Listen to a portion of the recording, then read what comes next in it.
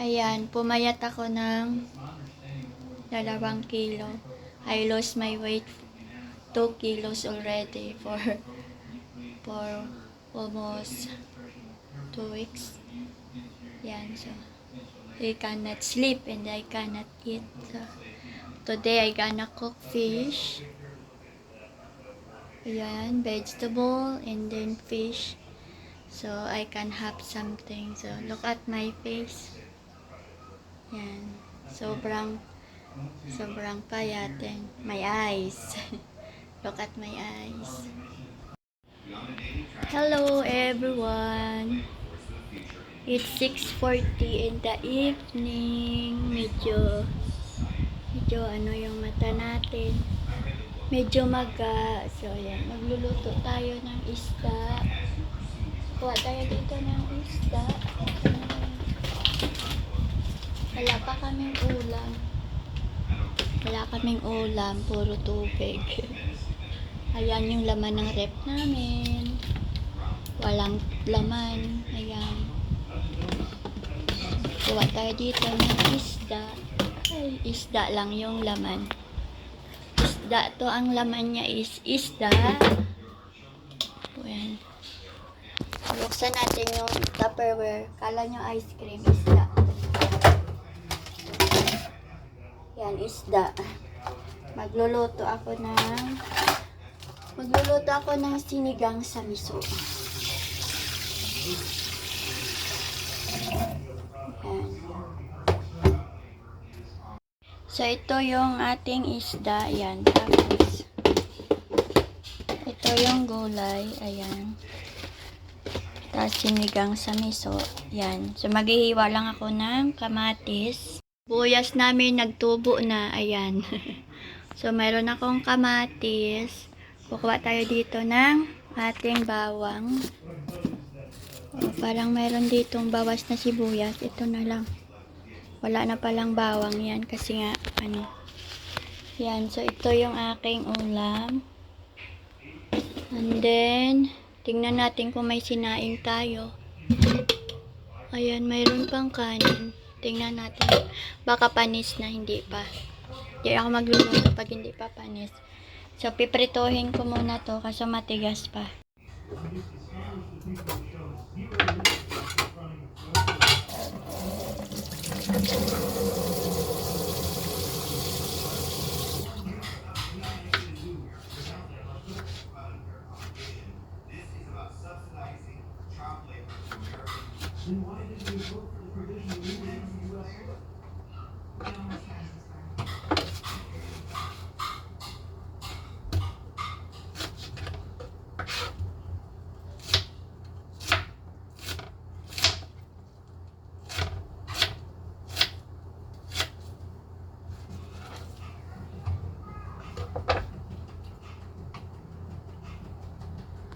Ito, maghihiwa tayo ng ating mustasa.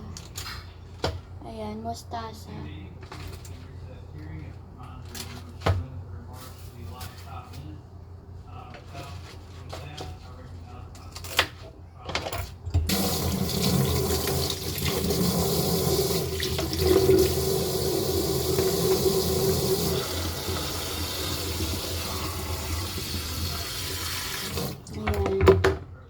Ko pa nga ito kasi medyo malaki. Kailangan ko ng sabaw. Yan. Binili to kanina ni John sa market. John, go to the market to buy this. So,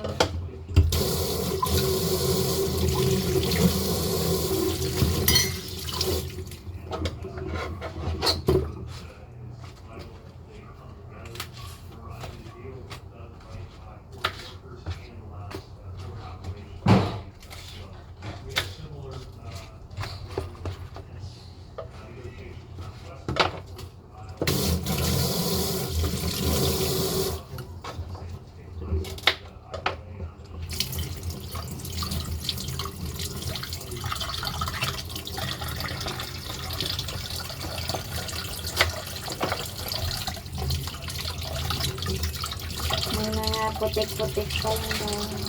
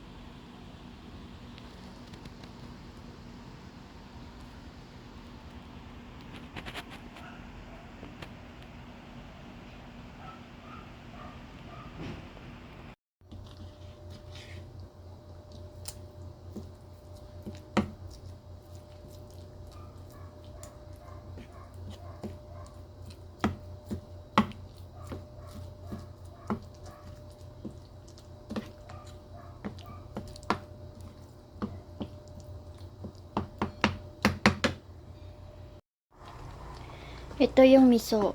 Nilagay ko na yung miso. Yan. So, kung kumakain kayo nito, alam nyo kung bakit nandyan yan. Kasama daw talaga yan eh. So, ako kasi dati powder lang yung ginagamit ko. Kaya, medyo alam nyo na. Ayan. Pero ito, mayroon na siyang powder. Mayroon pa siyang miso. So, maglalagay pa ako ng ganito mamaya. After ng paglagay ko ng gulay. Ang gulay. Ito yung gulay natin. Mustasa yan. Hindi ko alam ang tawag sa iba. Pero sa akin, mustasa. Ayan. Kasi kailangan ko ng sabaw. Nahihilo ako. Tapos may headache. So, ayan. Ayan. Kailangan ko ng vegetable. Fish and vegetable. Ayan. Ito yung isda yung binili ko kahapon. Na damat ay bangos. Kaso lang kamahal naman ang bangos. Kaya ito yung binili ko. Tawag nito latab. Parang tilapia. Pero hindi siya tilapia eh. Pinsan ng tilapia siguro to. Tapos ayan. Ilalagay ko din tong pichay. Yan. Nagdagdag lang ako ng gulay. Mas masarap kasi diba pag maraming gulay. Ayan. Pabawi na lang tayo sa gulay kasi 4 lang yung isda. Ayan.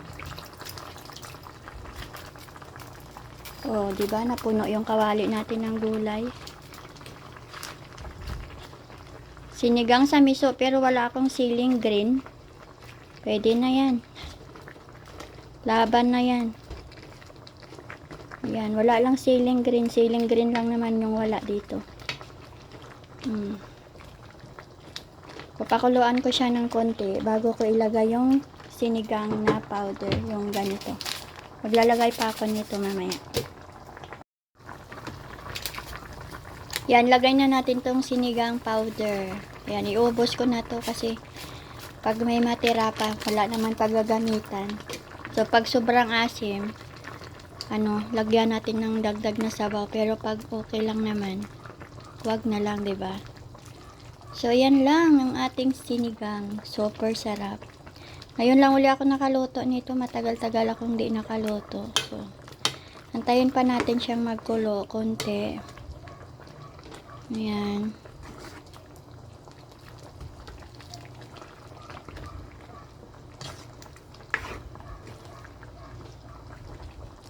Tingin nga. Ayun na. Nakuha na niya yung lasa. Sarap. Super sarap.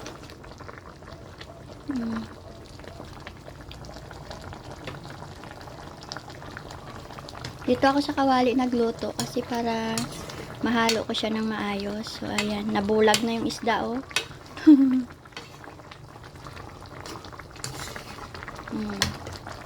Luto na.